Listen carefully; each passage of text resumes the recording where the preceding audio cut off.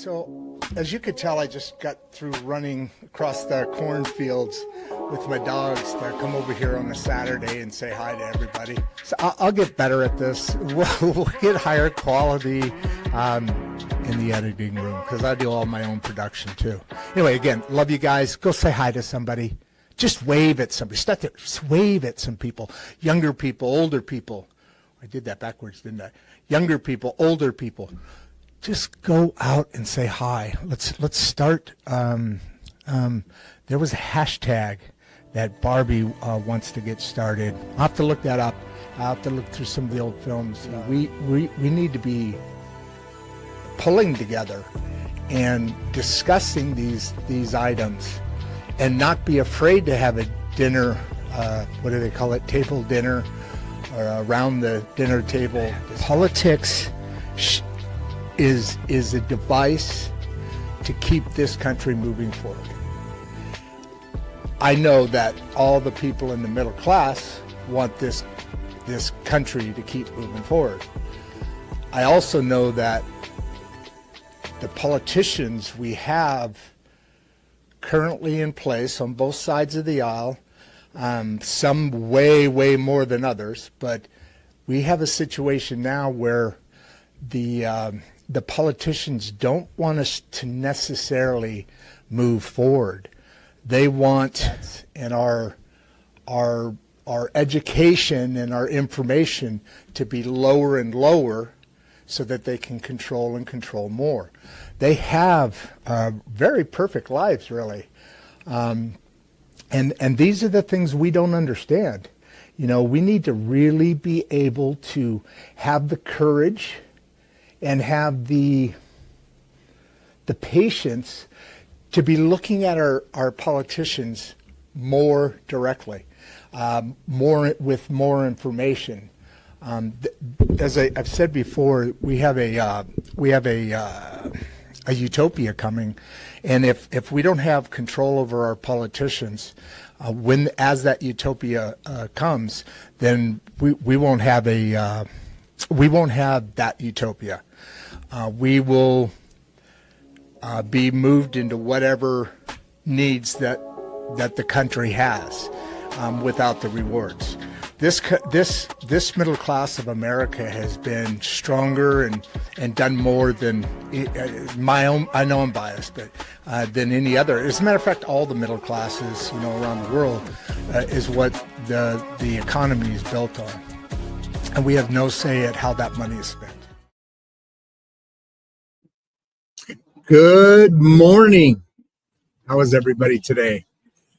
Welcome to welcome, great middle class, and welcome to another powerful edition of Insights and Straight Talk, where real voices, real stories, and real change meet.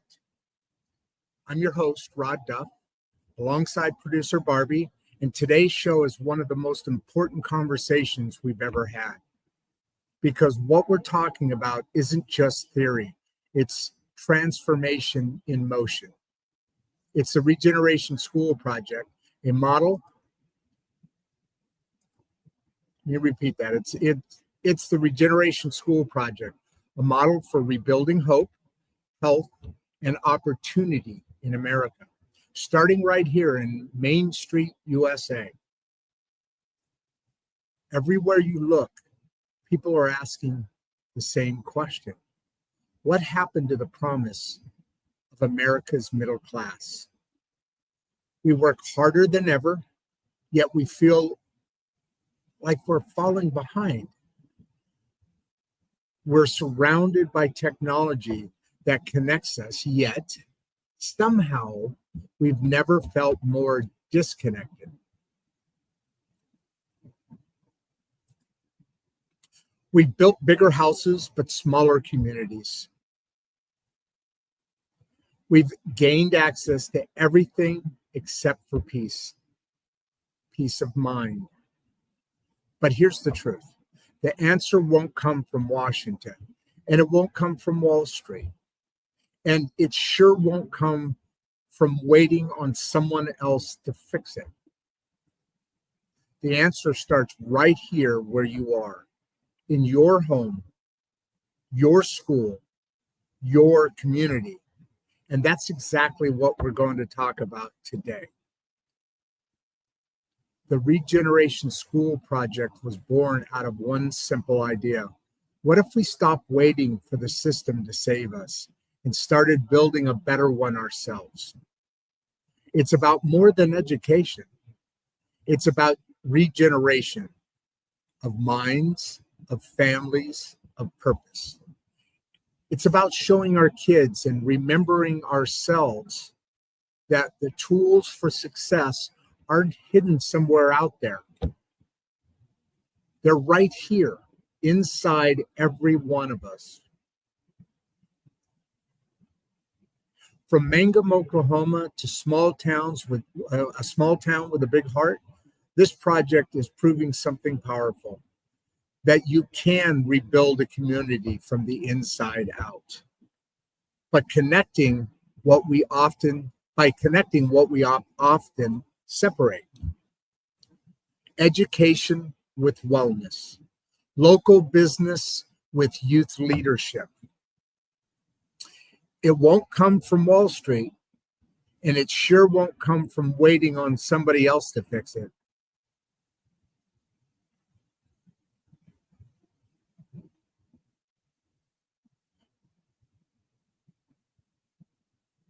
I have a technical difficulty. Hey, there's 19 people on. Appreciate you guys coming in. Let me just fix something here. Okay, so you can rebuild a community from the inside out by connecting what we often separate, right? Education and wellness, local business with youth leadership. It won't come from Wall Street. It sure won't come from us waiting for somebody else to fix it. What if we stopped waiting for the system to save us and started building a better one for ourselves? It's about more than education. It's about regeneration of minds, families, and purpose. It's about showing our kids and reminding ourselves that tools for success weren't hidden somewhere out there. Oh man, I messed this whole thing up. Let's switch over to here. Faith with action, technology with humanity. And when those pieces come together, you won't see change, you'll feel it. In classrooms that inspire curiosity again. In families rediscovering balance and health. In teens finding purpose instead of pressure. In veterans, teachers, and parents sitting along the same table saying, we belong here together. When we began this journey, I should say, people said, can one small community really change anything? But every moment that ever mattered started small. Let me repeat that. Every movement, every moment that ever mattered started small. It started with a spark. A few people brave enough to believe that things could be different and willing to put faith in motion. That's what the Regeneration School Project is. It's not about chasing headlines or grants or handouts. It's about taking ownership of our future. One student, one teacher, one business, one heartbeat at a time. Every week you hear on this show stories from people making it real. A veteran who found healing through mentorship. A teen who turned their pain into purpose. A teacher who reignited her passion after burnout. And parents just like you rediscovering hope in places they thought it was gone.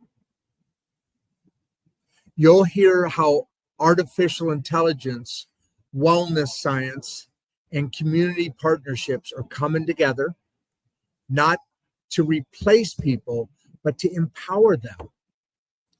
You'll hear how,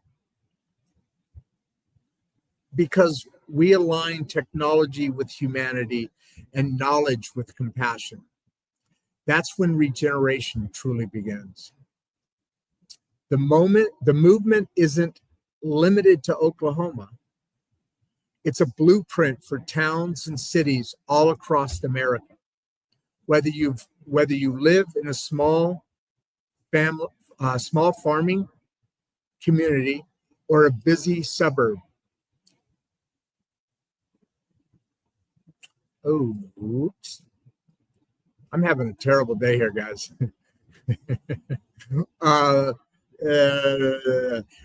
When we care for our people, not just profit, everything changes. When schools, families, and local businesses work together, our kids thrive. When mental health and financial health sit side by side, families rise. And when we create spaces where every voice, veterans, teachers, teens, dreamers, is heard and valued, that's when where America remembers who she really is. A land of opportunity, a land of courage, a land where hope is rebuilt, not by policy, but by people. So today, take a deep breath. Think about your own town, your own school, your own neighbors. I talk to you. Wave at somebody today. What if this idea, the regeneration model, could start right where you are, right now? What if we stopped waiting for permission and started creating possibility? Because every community has the power to heal itself. Every family has the right to flourish. Every voice, including yours, has a role in shaping what comes next. So whether you're watching from Oklahoma or Ohio or Tennessee, the conversation is for you, because the great middle class isn't just an economic category. It's the heartbeat of America. It's the backbone of America. It's the people who build, teach, raise, and restore. It's the people who build, teach, raise, and restore, right? It's the workers, the dreamers, the believers who refuse to give up on this country or on each other.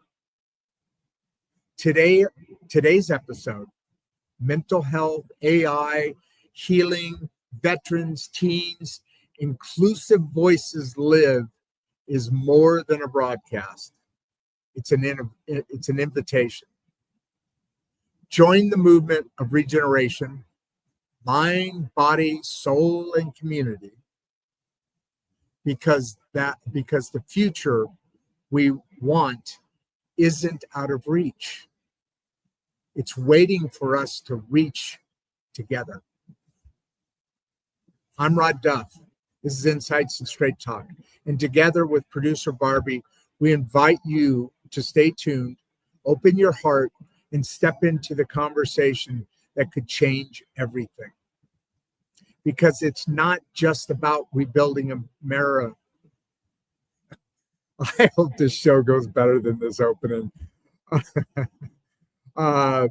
It's because it's not just about rebuilding America. It's about regenerating it. One voice, one town, one story at a time. And that's my opening monologue. And there's 104 people on. I apologize, people. I worked on that and got a little challenging in the. Let me turn this off over here. There, go to here, and let's this up there. How are you folks? I'm so glad you're here. I am so excited to do this show. Once again, there's over 100 people on. And, the guest yesterday, Karen, she and I were talking after the show, and she opened, after I did my closing little monologue thing there, she came in and she said, you know what? She said, that was a lot of fun. And everybody says that. And I'm really proud of that. But then she said something that I kind of went, yeah, you're right. She said, you can really tell you love what you're doing. And I do. And it's because you guys really are the vibe of the show. You're the heartbeat of America and across this world. We have people probably here from Europe. We have some, it's getting a little late for, no, it's still good for Europe. And people from the Middle East come on periodically, and from Southeast Asia, from Canada, down into Mexico and beyond. This movement isn't, I always say this, the great middle class of America, and by extension, the world, certainly the developed world. You guys are the builders, you're the dreamers, you're the raisers of the raising of our next generation. These are the things that we sit on and we sit with to have moments that build into what's coming next. I always talk about this. AI is coming, and it's coming fast. And we need to keep developing what we have here in a very special way. And we need to do that because without us, none of this happens. None of this matters. But we need us to build us from the inside out. We need us to make the next generation the next level. This is the first generation. The generation of my kids are the first generation who's not going to outpace their parents since the Great Depression. Sit on that for a minute. That's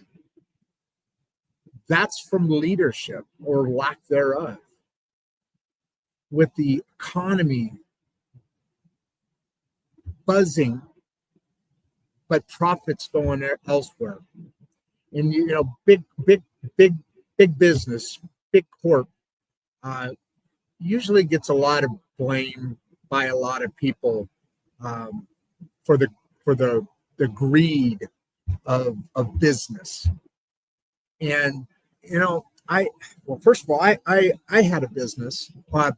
I have a business, and I have this now as a growing entity. 119 people on. Thank you for being here. Please subscribe.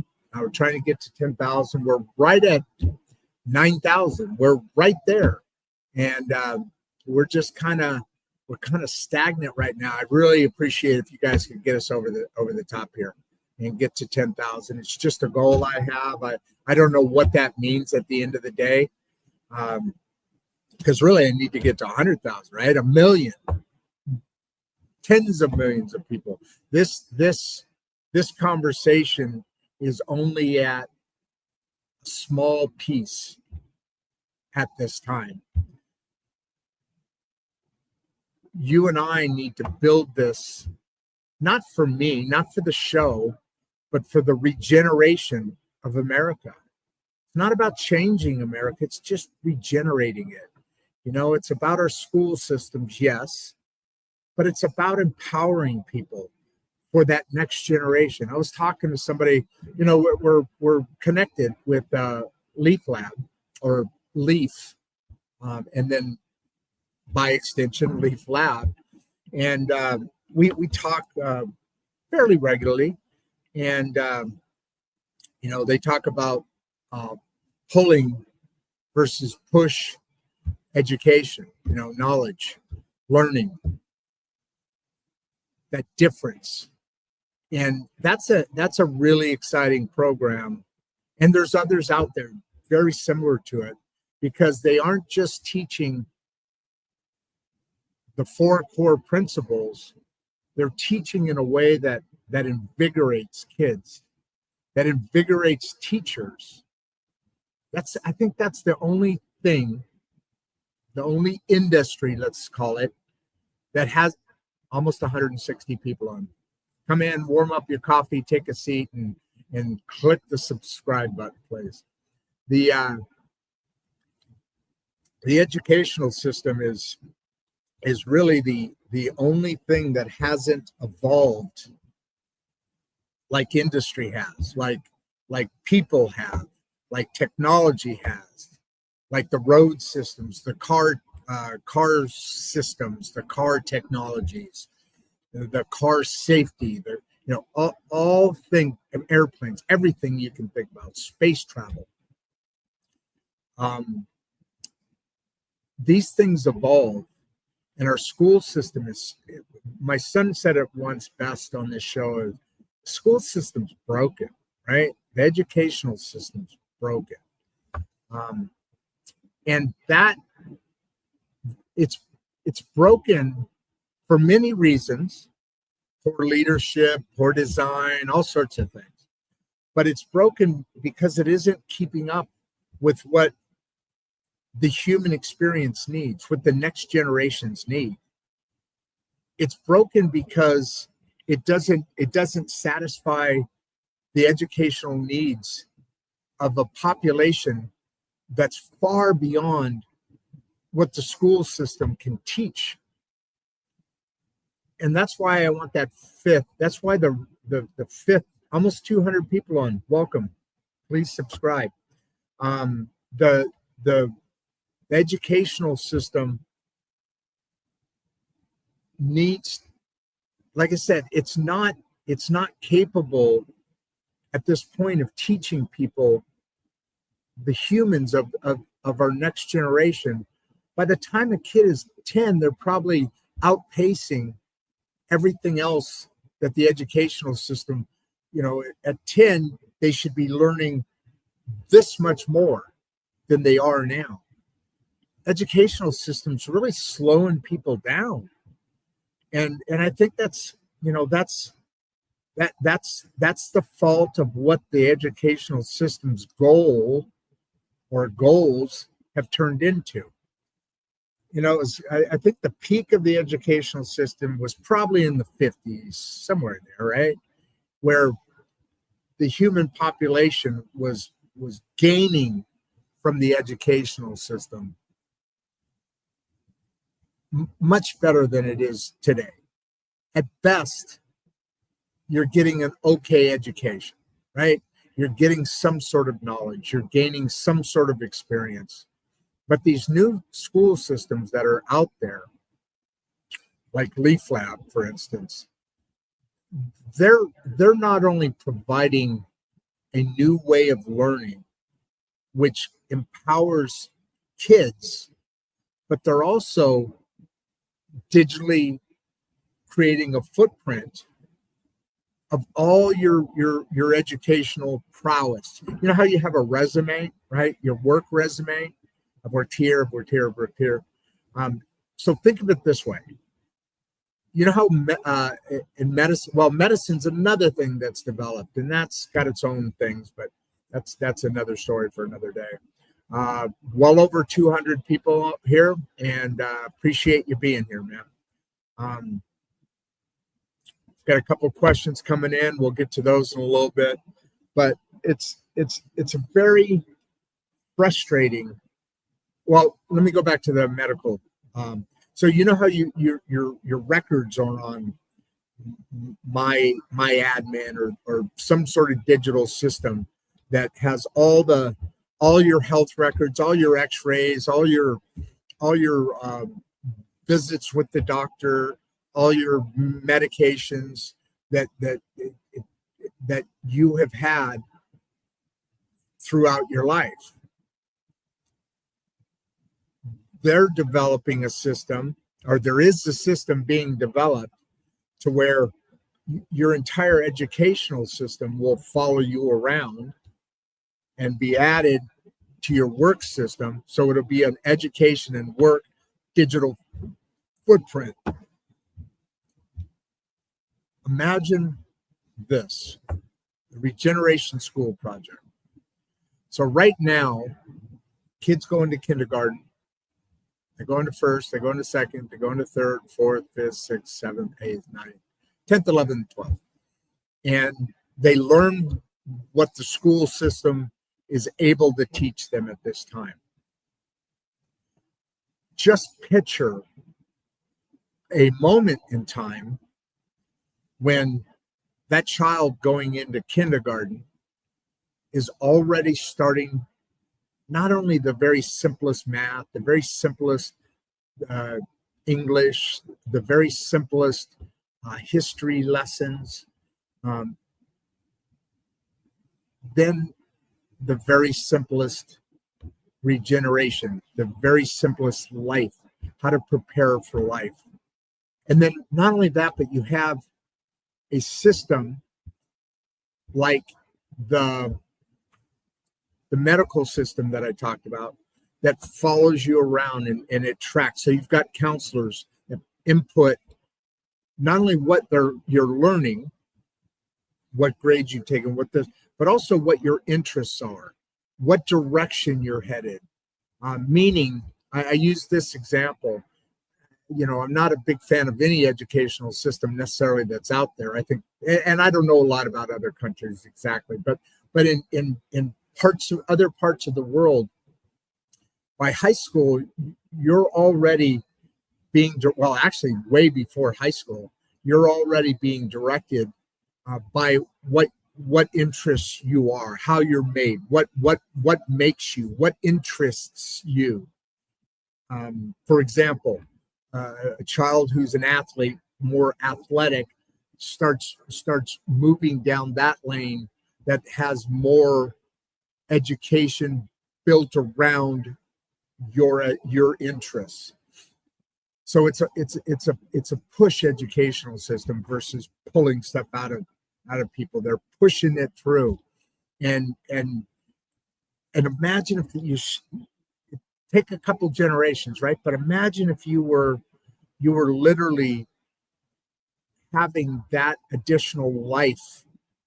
I mean, simple things from how to use a checking account, how to write a check, how to do your finances, how to see what your inner being is, what you're built like. A counselor, to make this picture a little bigger, let's do it this way. To make this picture a little bigger, let's say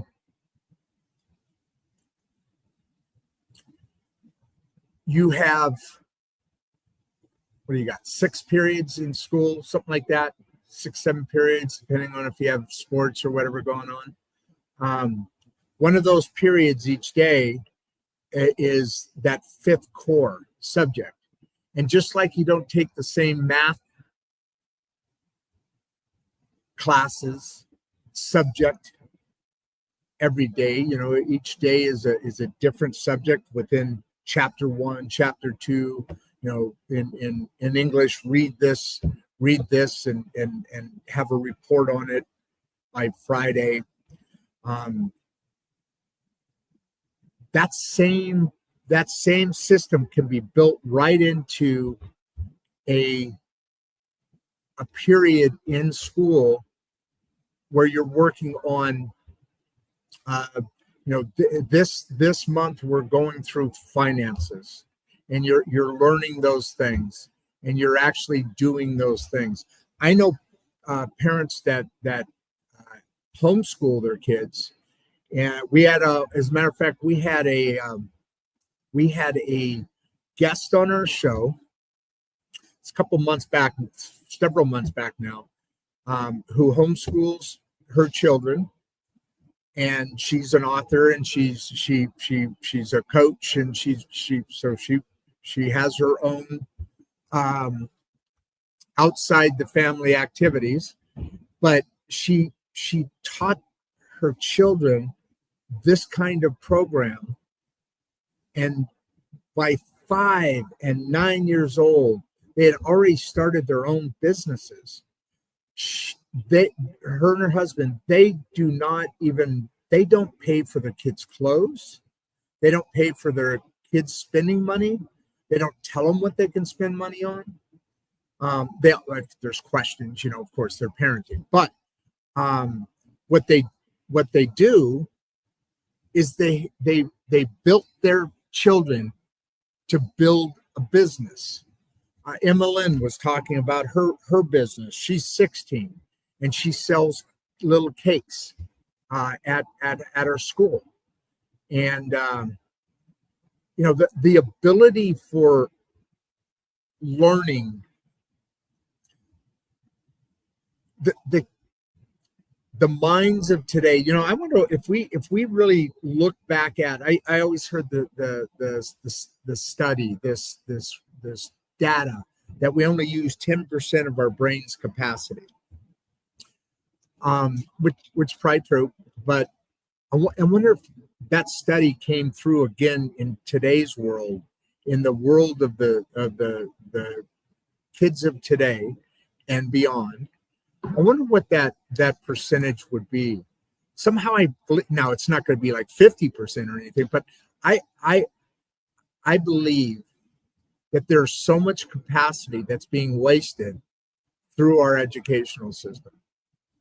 It's the capacity that for knowledge and ability and talent, and on top of that, the ability to retain information by simply being educated in a way that you learn better. And that's a fascinating concept to me. That's another thing that came from the LEAP program. Oh, before I go on, I want to give a shout out to Mangum,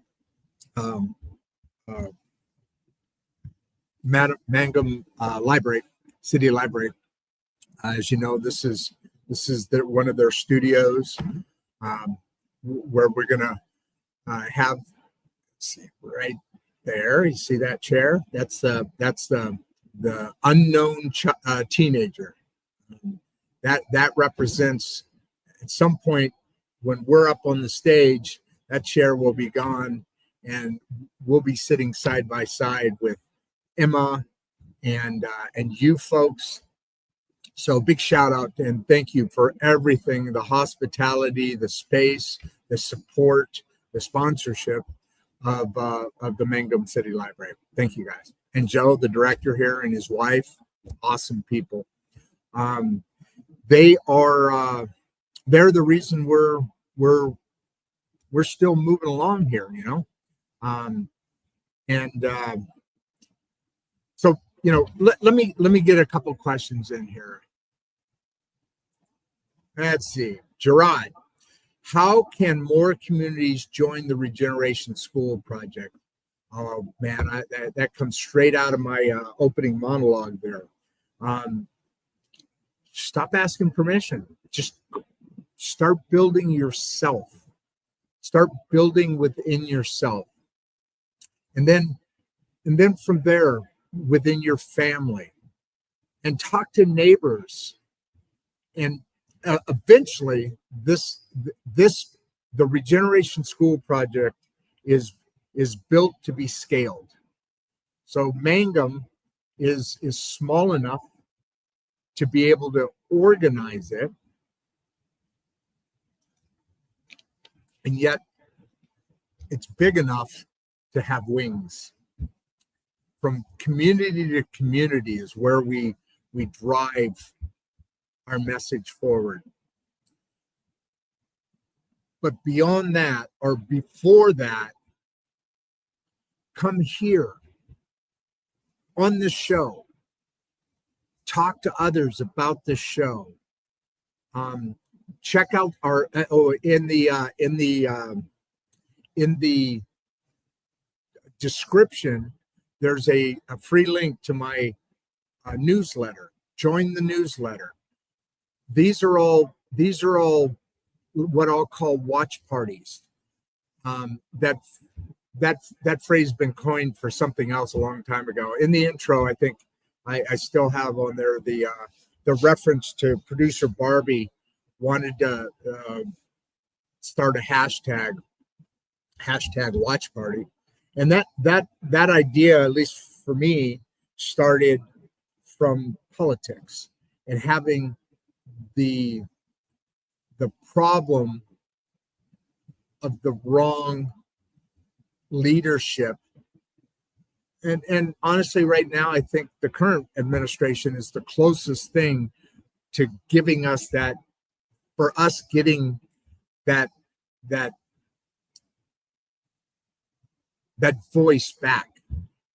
That no matter what you feel about him, I said this a few days ago, no matter what you feel about him, and I get it, I totally get it, but he's the one who started, drain the swamp. And there's, it caused all sorts of uproar, and that kind of set the stage for all the relationships in the future in politics. But what it really did is it set in people's mind a difference. We don't idolize, or nor should we idolize our politicians. And that drain the swamp comment was probably one of the most beautiful things I've ever heard. It was a moment when America changed. They thought about things differently. They thought about the fact, which is true, we hire them to go do our bidding. Whatever that is, wherever that is, we hire them to do these things. Boy, my phone is blowing up.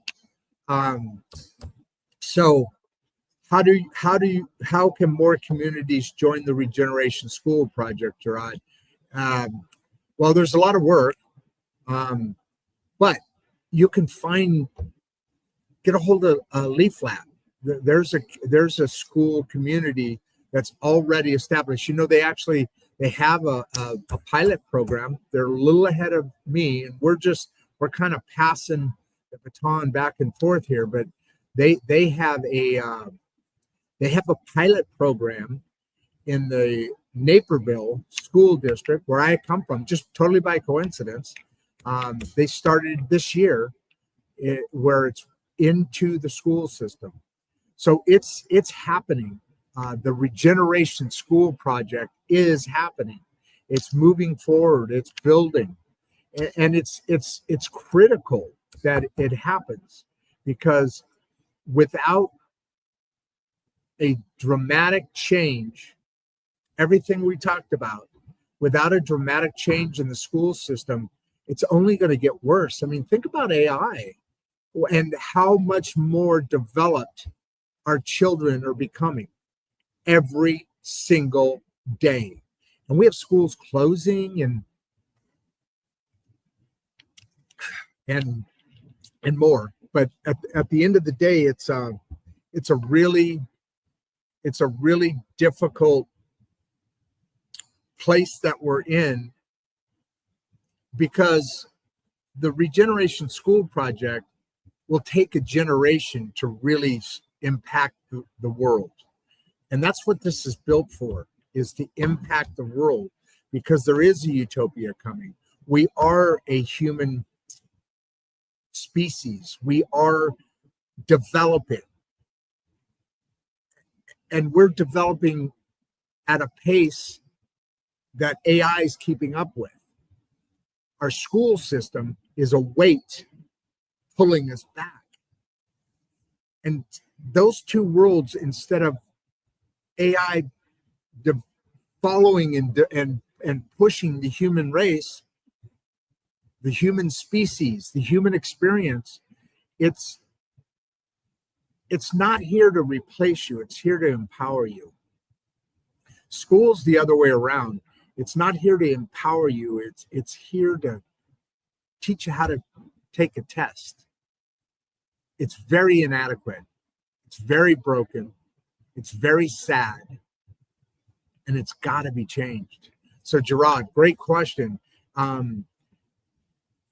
Get on your Chat GPT or whatever you Grok or whichever one that you use, and start looking for. Montessori is another one. My son has his daughter in Montessori, and I'm sure everybody knows the Montessori school program. But for specifically here, you know what? I'm going to type in my email, which is Rod Duff at outlook.com.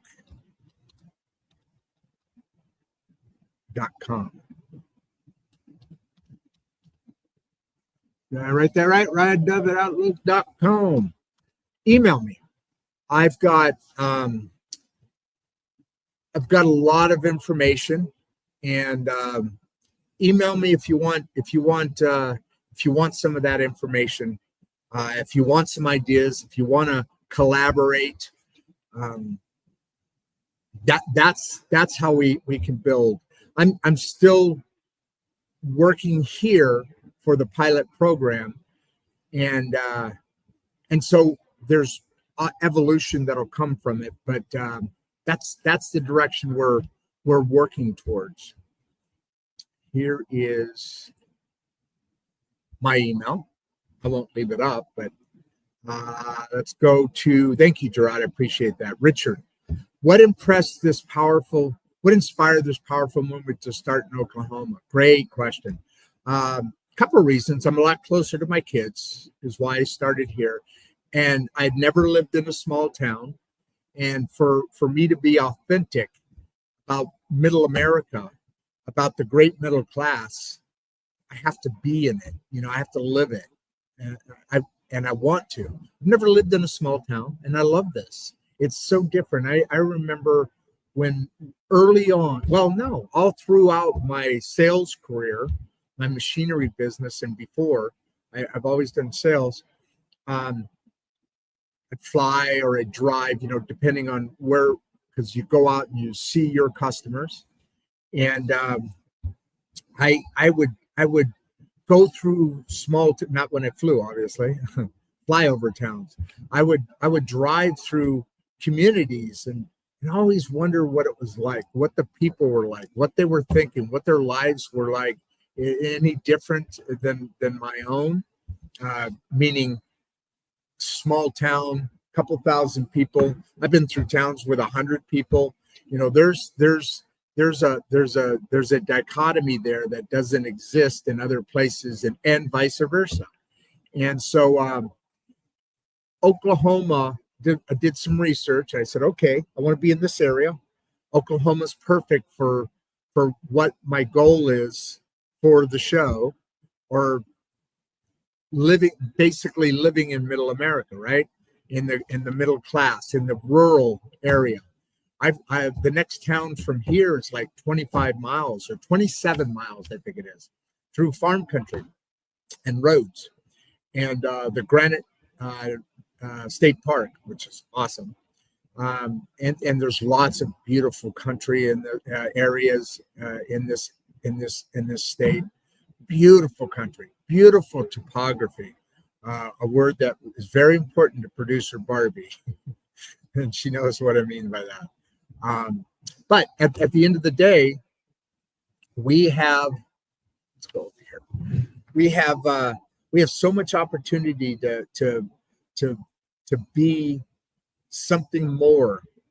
I've always been curious. Be curious, and that's that whole thought process came together with this show, and then this town, because it's small enough to be manageable, this program, but it's large enough to be scalable.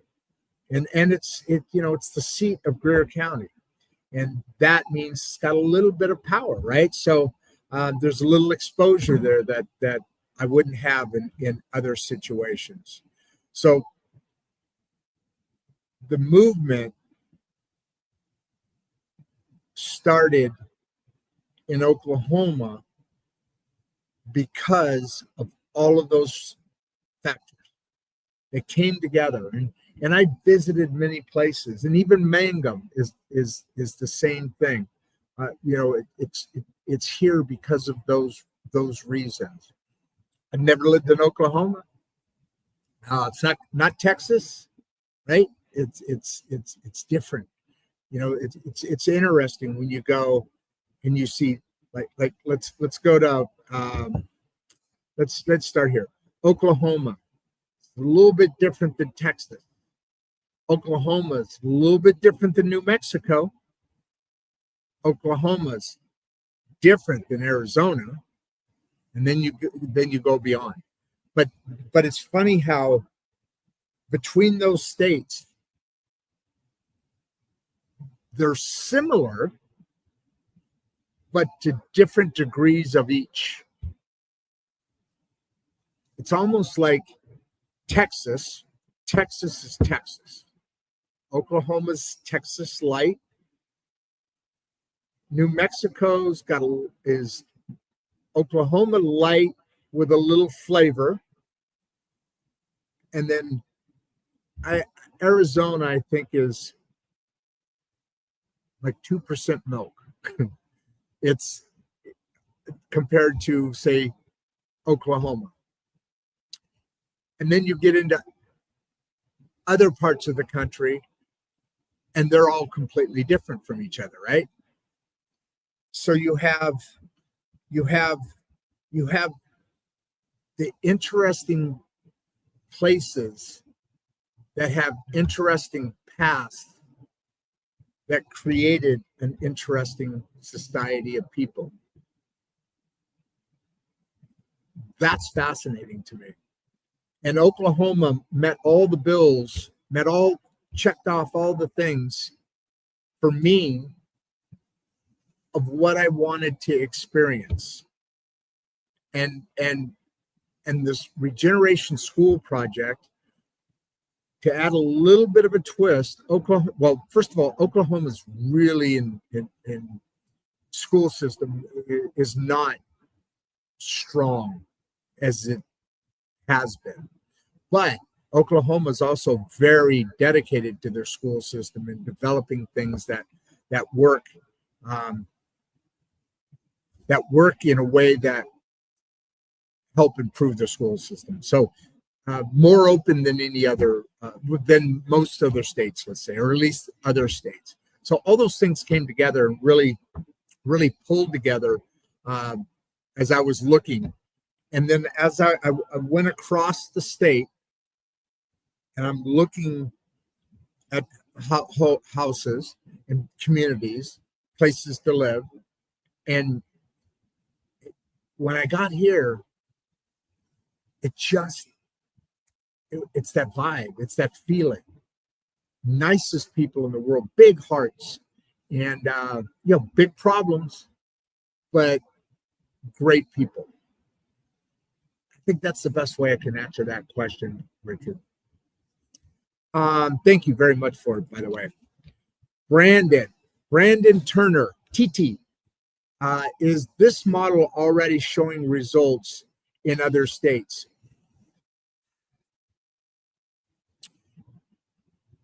It's too new, and I don't mean that by, well, yes, it is, and I'm going to lean on the LEAF program. In Florida, there's a teacher, a nationally known teacher, Karen, in Florida. She has a digital school, and it's a traditional education. It's got all the academics, all the accreditations, and but they teach in a way that's leadership based. They have 2,000 people in that school, and they're getting extremely good results. You know, any school system, private schools, charter schools, not all of them, but by far, homeschooling, you know, these are all programs that step away from the school system, but have much better results than our traditional school system. What are we, 40th in the world in education, and we're number 1 or 2 in how much we spend on each student. Now, I don't know what's actually being spent on the students. I don't know how they do that calculation, because I don't see kids getting a $40,000, $40,000+ a year benefit out of the school system. Heck, I sent one of my boys to a private school in Chicago, downtown Chicago, Illinois, a Catholic school, very well-known one. He wanted to go because of his baseball prowess, but set that aside. I spent, well, after a couple of years, I spent less than $12,000 a year for him to go to that school, and he gained more than he ever would have. I mean, he was having trouble in school. You know, first year or so, I think he went to a public school, and then we tried a couple of different private schools, and at the end of the day, he became a better person, not only better educated, but more confident and more prepared for his life now than he ever would have in the public school system that he was in. And it's a really good public school system, and they had a really good baseball team too. So yes, Brandon, the results are already in.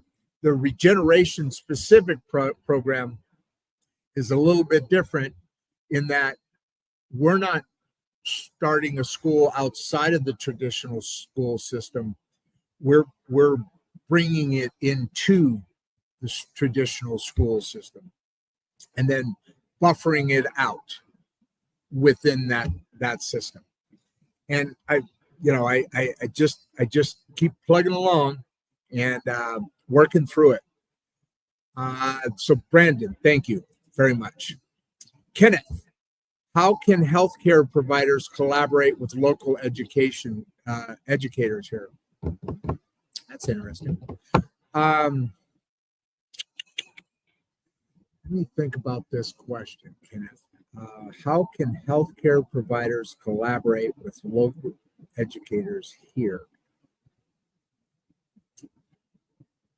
What are we working on here on this question?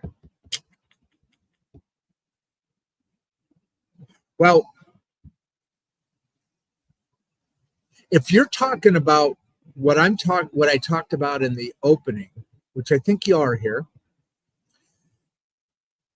So healthcare providers are basically insurance companies, right? For providing healthcare in a more mass way, so more people can afford healthcare.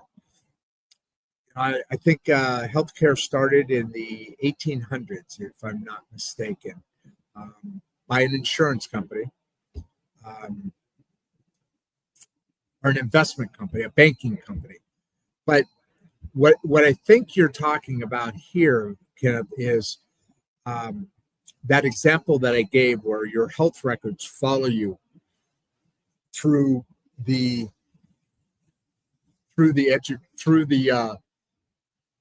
education system. I'm sorry, through your medical history. And I'm working with Leaf Lab, one of the founders of Leaf Lab, and prior to that, he founded Leaf, the Leaf program, L-EAF. and really smart guy. He started before it was such a thing. He started the website trend, developed websites and managed them, and it's this whole new thing. As he put it, it was a way to have a salesperson 24 hours a day, 7 days a week, because people drive to your website, right? Really, really fascinating character. Anyway, he and I are working on this digital platform, and that digital platform will. I was always wondering. I said AI would be the way to do it, but I didn't know how to do it or what that looked like. And we had a meeting on Monday after the show. Monday after the show, and we started working through that. And while doing that, he opened my eyes and he said, "Look, this is something that I think answers your issue." And so, like the medical digital footprint, my chart, if anybody knows what that is, and there's different hospitals or different healthcare systems have different ones, but they're all the same thing. You can sign into it. You can ask for a consultation, make an appointment. You can do all those kind of things. It's like a database. But then you can go and you can see like your last checkup, all your doctor notes, any x-rays that were taken are on there, any diagnosis, any heartbeat scans or any stress test results, and all the different things that us humans use the healthcare system for. And so that's definitely putting that system together is definitely something that the healthcare system can use to collaborate with educators. Outside of that, I'm not sure how we want to answer that particular question. So, that's it for today. I'll see you tomorrow. It's Open Mic Friday. I always have a lot of fun on that. I'm going to be actually making the Substack for that, and the rest of the day is I'm working on some emails to promote the Substack. Look in the description of the show. Usually towards the bottom, there's a link to go. It's free. Click on it and sign up for my newsletter, Substack. Every Monday's Barbieisms, and every Friday is Behind the Mic, where I have some sort of wise thing to say. At least I hope they're wise. I love you guys. I appreciate you being here. It's been a very fast hour already, man. That went by really quick. And I appreciate you guys being here, man. Appreciate the questions, and I love you guys for what you do. And remember, after the outro video, stay on for a second. There's a 2-second space where I can give you a little something. You know what I should do? I write poems, and this guy on Instagram. Let's see, what's his name? I'll give him a shout out. Mark Crutchley. This dude has like millions of followers, our subscribers or whatever you call it on there. He's got 70,000 followers, over 70,000 followers just on Instagram. He's totally into music, and so he and I kind of connected. But he hooked me up with this thing called Suno, which I'm going to give a shout out for that. I took some of my poetry and now I'm making a song out of it. I'm going to figure out how to put that. I didn't have time to do it today, but I want to start playing some of those songs for like in the opening, maybe on Fridays or something. Just kind of a lead in after the intro video. With that, this is Insights and Straight Talk. I'm your host, Rod Duff, and like I always say, I'm out. Before you leave, if you'd like to watch another one of the podcasts, click the first link in the description. We love having you here and we appreciate all your support. And with that, producer Barbie and I are out.